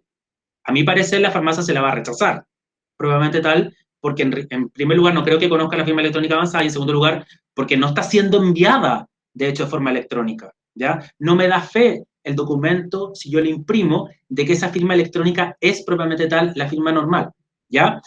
Entonces tenemos un problema en cuanto a cómo emitir las recetas electrónicas retenidas con firma electrónica avanzada, porque yo por ejemplo, no conozco tampoco, y de hecho sé que el Colegio Médico también ha instado eso, existe un sistema en el cual el médico, por ejemplo, podría emitir una receta y vaya o viaje directamente a una farmacia, o viaje a un centro de farmacia en la cual el paciente vaya solamente con su carnet de identidad.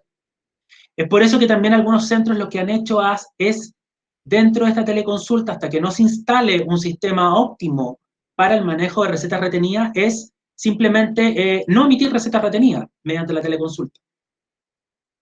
Precisamente por este tema práctico. Quizás a lo mejor otra alternativa sería, bueno, en el caso de receta retenida que sea necesario dar, se tendría que ir de forma física a buscar esa receta retenida emitida por el doctor. Pero yo la firma electrónica avanzada, si bien lo señala la ley, o sea, no la ley, pero la resolución o lo que señala al respecto, propiamente tal, no tiene forma de implementarse porque no se han establecido los canales para hacerlo. Estimada doctora Lozano, si usted pudiera agregarnos algo al respecto, nos entra por el chat una consulta, ¿se podría usar la huella dactilar, por ejemplo? El tema es que estamos trabajando en este escenario de contingencia con herramientas que no son plataformas de telemedicina, por lo tanto no son registros clínicos electrónicos que tengan la funcionalidad de prescripción. Entonces, por lo general, en estas herramientas de transición que vamos a usar en este par de meses, no vamos a tener la posibilidad de hacer una prescripción propiamente tal mediante sistema. Entonces uno va a tener que utilizar métodos alternativos, esta cosa de hacer la receta en papel, en su propio talonario, escanearla y mandársela por alguna vía al paciente, cosas de ese tipo que en realidad no corresponden a prescripción electrónica estrictamente, sino que son maneras de mandar una receta que es física, que fue emitida en papel. Ahora, yo concuerdo en que si bien existen estas posibles soluciones para la receta que no es retenida o que es retenida sin control de stock, seguimos sin resolver el problema de las recetas retenidas con control de stock, las benzodiazepinas, todos los medicamentos que actúan en el sistema nervioso central. En general, claro, hay que resolverlas, como decía recién Pedro Pablo, de otra forma, digamos, inventar otro proceso para que el paciente pueda acceder a las recetas físicas, porque en este momento no tenemos un medio ya establecido para gestionar esa parte.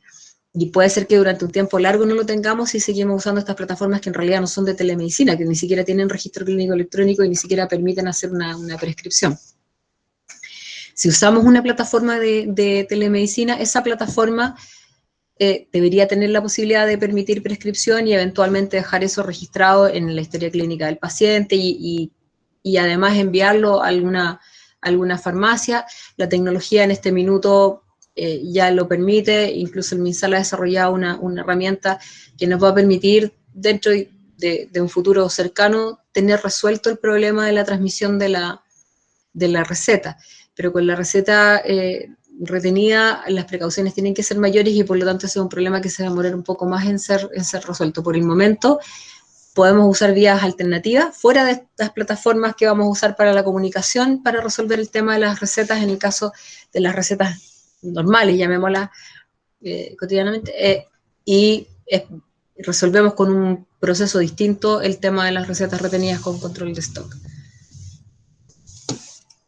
Doctor Lastra, usted que tuvo una experiencia con un servicio de salud público, no sé si quisiera acotarnos algo respecto a este tema. No, nada, a mí me parece que está todo completamente claro.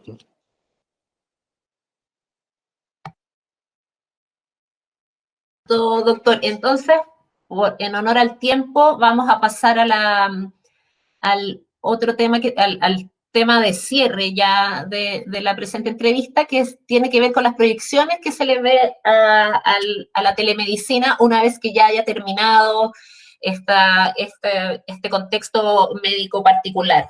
Es decir, cuando termine COVID, ¿cómo proyectan que va y qué es lo que va a pasar con la telemedicina?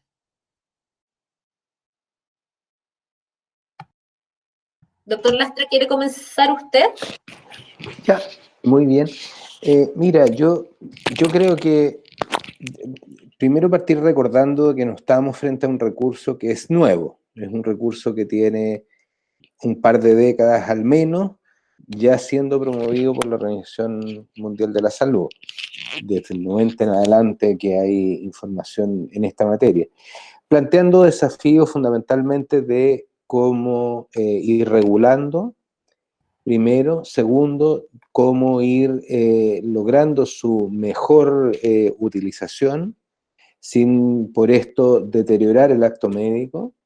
Y hemos ido cansinamente, aquí ha habido esfuerzos de sectores públicos y privados en esta materia. Yo quisiera recordar que hoy día en toda la red pública y privada, a propósito del régimen de garantías, en el uso de las distintas estrategias de abordaje del infarto agudo del miocardio, del accidente cerebrovascular, utilizamos recursos que son de telemedicina, en concreto la interconsulta entre un especialista, la emisión a distancia de exámenes como el electrocardiograma, la presentación de antecedentes como un escáner, etcétera, todos ellos para lograr un impacto sanitario muy significativo en la reducción de la mortalidad por esta patología, de la letalidad por esta patología, llegando incluso en el caso de las mujeres casi a la reducción del 50% de la letalidad. De manera que estamos frente a un recurso que tiene historia, que tiene impacto. En el sector privado hay experiencias que son súper valiosas en telemonitoreo, como lo comentaba antes la doctora Lozano. De manera que hay experiencia, hay historia, y evidentemente la pandemia nos ha puesto en una ecuación compleja que está dada por cómo dar continuidad de atención y cómo reducir los impactos que tiene la circulación de la gente, el contacto con instituciones de salud, donde puede haber presencia también de pacientes con problemas de positividad para el coronavirus. Entonces, en un problema de salud además que tal como han señalado las autoridades, es nuevo, tiene 4 o 5 meses y no sabemos finalmente cómo va a evolucionar. De manera que yo diría la suma de estos tres elementos, la historia por un lado, las experiencias positivas que existen activamente, públicas y privadas, y la contingencia. Yo tengo la expectativa de que se transformen en un recurso que nos permita su expansión bien regulada, con seguridad para el paciente, con seguridad para los profesionales médicos, y probablemente el camino más importante en esa materia es que nosotros seamos cargo de construir el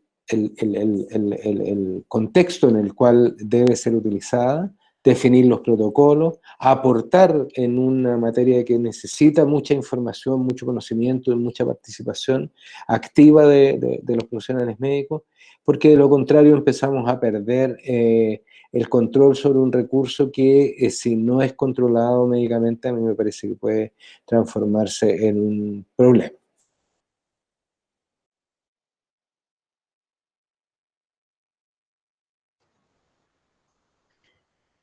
Está sin micrófono. Gracias. La doctora Lozano, bueno, le estaba agradeciendo sus últimas palabras, doctor Lastra, le quería dar la palabra a la doctora Lozano, que de alguna forma ya nos ha contado qué es lo que se espera de cómo debiesen ir mejorando oportunamente las plataformas, digamos, para dar un uso más adecuado a la telemedicina. Pero en ese sentido sigue existiendo cierta preocupación de parte de los médicos en este contexto de lo que se está haciendo, y si usted vislumbra que estas mejorías, ¿hay alguna experiencia ya positiva? ¿Cómo Sí, ese susto siempre es racional, porque a pesar de que telemedicina tenemos desde hace bastante tiempo, no es de uso transversal todavía, entonces es natural que haya ciertas aprensiones, ciertos temores, pero la telemedicina es útil, eso yo creo que ya está fuera de toda duda, es útil. Y en ciertos aspectos generales no difiere sustancialmente de la atención presencial. Tenemos las mismas obligaciones con el paciente, las mismas obligaciones respecto a la protección de los datos, como mencionaba Pedro Pablo hace un rato, a la confidencialidad con el paciente, a ofrecer las mejores alternativas dado el contexto del paciente, etc. Las obligaciones son más o menos las mismas. Pero claro, según el tipo de prestación que yo voy a aportarle al paciente, evidentemente que puede haber algunas diferencias específicas, y en ese sentido tenemos que ser capaces de planificar la telemedicina de acuerdo con las particularidades de cada tipo de atención. Las herramientas tengo que elegirlas en relación con los objetivos específicos que yo tengo para esas atenciones en particular. Y eso siempre dentro de un contexto de gestión racional. Si yo voy a instalar y voy a implementar un proyecto, cualquiera que sea, ese proyecto debe aportar valor. Cuando avanzamos hacia la transformación digital, no avanzamos porque desarrollemos una herramienta tecnológica, ni siquiera porque usemos todo el mundo esa herramienta tecnológica y la conozcamos súper bien y la encontremos linda. Es cuando por usar esas herramientas nosotros estamos estableciendo nuevos paradigmas o estamos aportando valor que antes no podíamos tener. Si eso no se da, si solo reemplazamos una cosa por otra, no tiene sentido poner un peso en una herramienta tecnológica. Entonces, tenemos que planificar esto de tal manera que lo que hagamos, que la compra de la plataforma de telemedicina o lo que sea que vayamos a hacer, aporte valores muy identificables, muy específicos y además que sean valorables, valga la redundancia, por los actores que participan del cuidado del paciente. Eso incluye al paciente también. La telemedicina tiene algunos derroteros que son más o menos evidentes, puede evitarle al paciente algunos viajes, etc. Entonces no debería ser tan difícil encontrar el valor que vamos a aportar con algunos de estos proyectos de telemedicina, pero siempre tenemos que preocuparnos de que se solucionen los habilitantes primero y de que estén consideradas todas las situaciones de borde. El proyecto puede ser muy lindo, pero si se me queda la mitad de los pacientes afuera, a lo mejor no voy a conseguir los objetivos que quiero conseguir. A esto hay que darle una mirada no solo clínica, por el respeto al paciente y al cuidado del paciente, sino que también de gestión. Son esfuerzos muy grandes los que hay alrededor de los proyectos de telemedicina usualmente. Entonces, si yo voy a hacer una inversión en esfuerzo de mi gente, en tiempo de mi gente, en recursos físicos, etcétera, tengo que tener muy claro dónde está el aporte de valor. Y a veces, incluso con herramientas bastante simples, yo puedo tener a veces más aporte de valor que con herramientas muy, muy complejas. La herramienta tiene que cumplir todas las cosas que yo considero esenciales. Pero no tengo que engolosinarme de repente con demasiadas cosas que a lo mejor no voy a usar. Hay que procurar que la herramienta que estoy eligiendo sea útil, aporte valor, pero que no sea un desangramiento y que no me obligue a quitar recursos de otras cosas que también son importantes para mi población beneficiaria. Como con todas las cosas de la vida, los recursos son limitados, las necesidades son ilimitadas, y por lo tanto hay que mirar ahí cuánto invierto, cuánto me retorna en términos de valor, que el valor puede ser medido de distintas maneras en salud, para poder tomar la decisión. De todas formas, yo veo algunos caminos claros de aporte de valor de la telemedicina y por lo tanto siento que a partir de esta contingencia nos vamos a quedar con telemedicina instalada en varios lugares esa telemedicina va a tener que evolucionar, eso sí, a herramientas más profesionales a muy corto plazo, pero veo que eso nos va a ayudar mucho como sistema general de salud, porque va a permitir aprovechar un montón de recursos que en este momento estamos usando a medias, o de una forma un poco ineficiente, porque vamos a poder filtrarle mejor pacientes a los especialistas, vamos a poder conseguir cosas que en este momento están resultando más difíciles por no tener estas herramientas de telemedicina. Yo creo que el futuro de la telemedicina es grande, es importante y va a ir creciendo, y nos vamos a ir acostumbrando. Muchas gracias, doctora, por su importante participación y sus clarificadores presentaciones en este tema. Algo súper importante se me había quedado en el tintero, y para cerrar voy a darle la palabra al abogado Pedro Pablo Hansen, y que tiene que ver con que, como habíamos dicho, a veces las cosas pueden fallar, y si los seguros de responsabilidad civil como Falmed, o que cuentan con este Falmed, que cuenta con este seguro, defiende y respalda en caso que las cosas no salgan como uno hubiese querido. Pedro Pablo, y sí puedes dar unas palabras también de cierre respecto a algunas recomendaciones importantes para que los médicos tengan la tranquilidad de que haciendo un buen uso de la telemedicina es un recurso que más bien suma. Ya, a ver, en la primera consulta, sí, cubre el seguro de Falmed en este tipo de atención, o sea, es parte del acto médico, ¿ya? Entonces, cubre absolutamente, o sea, en ese sentido no hay que tener ningún temor. Ahora, respecto a lo que se estaba hablando anteriormente, en cuanto al uso de la telemedicina, mi impresión es que también se va a quedar, pero en la medida, y lo que yo quisiera, de hecho, es que se reforzara tanto la elaboración de protocolos asociados al uso de telemedicina, como plataformas adecuadas, como controles adecuados, de acceso a la información, de confidencialidad y todo, y en la medida que eso vaya siendo más robusto, esta herramienta también va a ser más robusta y va a permitir dar, en estricto rigor, una orientación, consejo o atención médica a gente que, por ejemplo, no tiene una atención tan directa, se encuentra más bien aislada, lo que fuere, porque ese finalmente es el fin último, digamos, de la telemedicina, creo yo, que finalmente es acceder de una forma más transversal a la población. Ahora, un poco como cerrando eso, y un poco como retomando algunas recomendaciones en estricto rigor para el uso de la teleconsulta.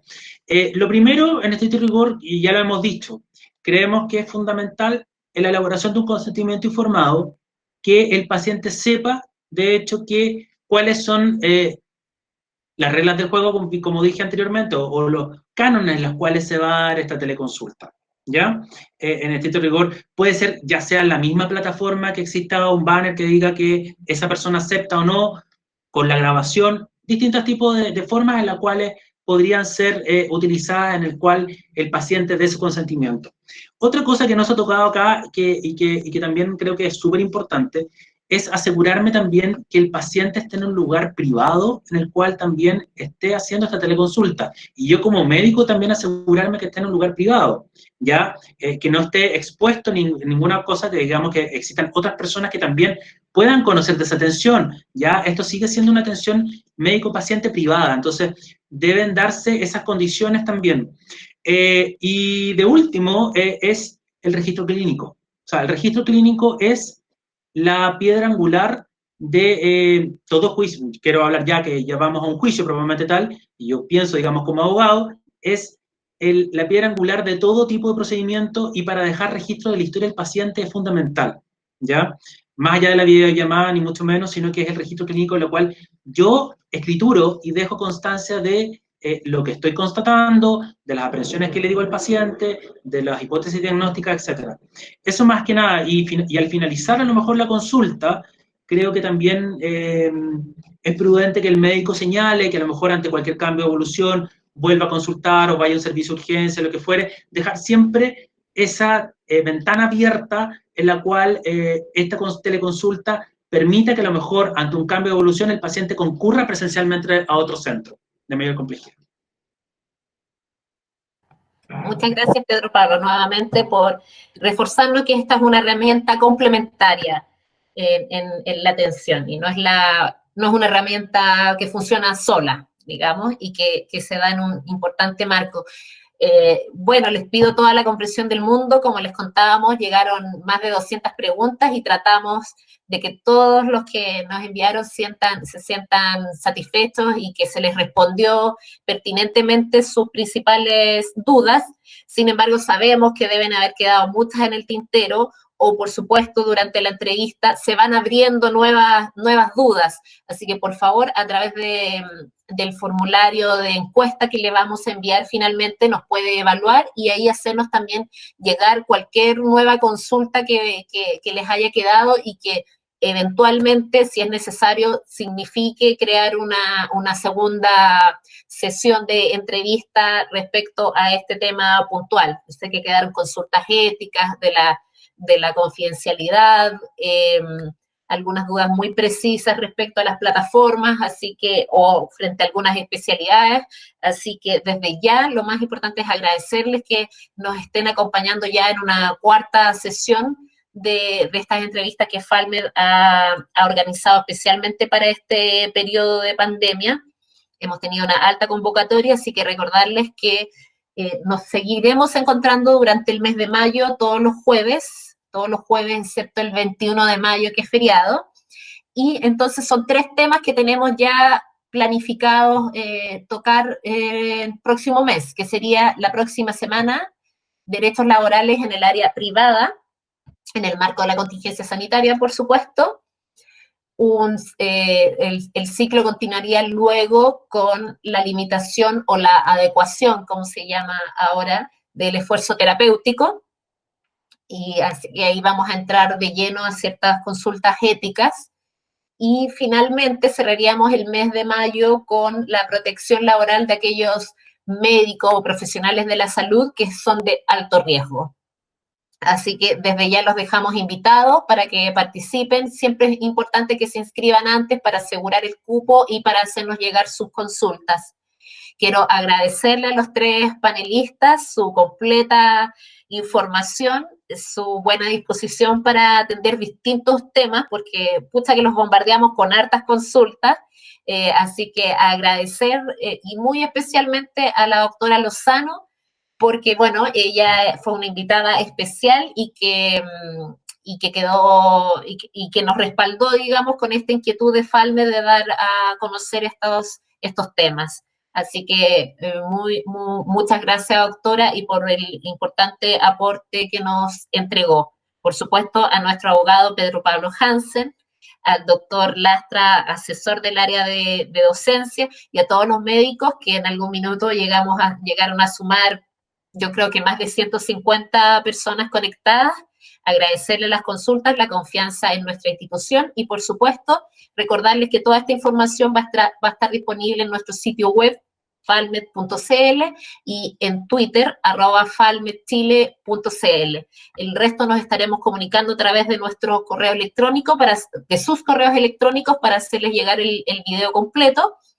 Y recuerden, les voy a hacer esto desde ya en breves minutos les vamos a hacer llegar una encuesta de satisfacción para que por favor evalúen y nos hagan llegar sus comentarios. Alejandra Moreira, que estuvo en el chat, que es una tarea ardua porque siempre llegan muchas inquietudes, y ella estuvo atenta a todos, a los colegas y a los abogados presentes que también nos acompañaron. Muchas gracias, nos vemos el próximo jueves a las 11 en este mismo canal.